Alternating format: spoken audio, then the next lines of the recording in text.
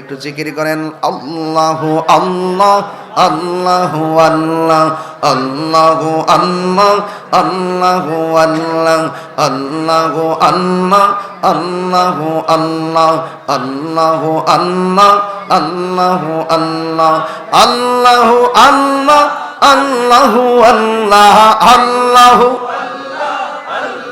والله الله الله الله والله الله الله الله والله الله الله والله الله والله الله والله الله الله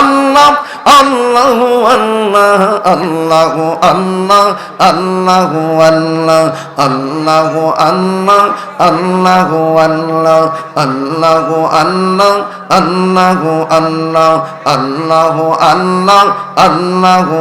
الله الله الله الله الله والله الله والله الله والله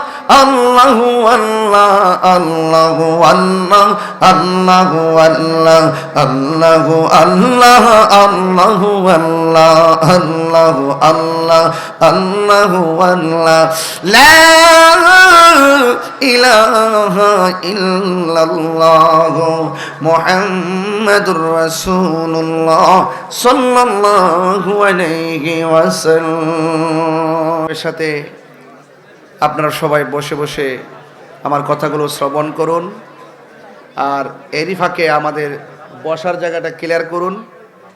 বসার জায়গাটা কমপ্লিট হয়ে গেলে রাস্তাতে ব্লক করবেন না, প্রয়োজনে রাস্তায় বসে পড়েন, সমস্যা নেই, ভিতরে ঢুকে লাভ নেই তো। কোথায় বসবেন, কোথায় কি করবেন, একটু মহব্বতের সাথে আপনারা বসে পড়ুন। আচ্ছা, খাবার কি বাড়তেছে না? যাক আলহামদুলিল্লাহ, যেহেতু আপনারাই শুধু মা বোনদের খাবার যেহেতু শেষ হয়েছে, টেনশন করার কোনো কারণ নাই।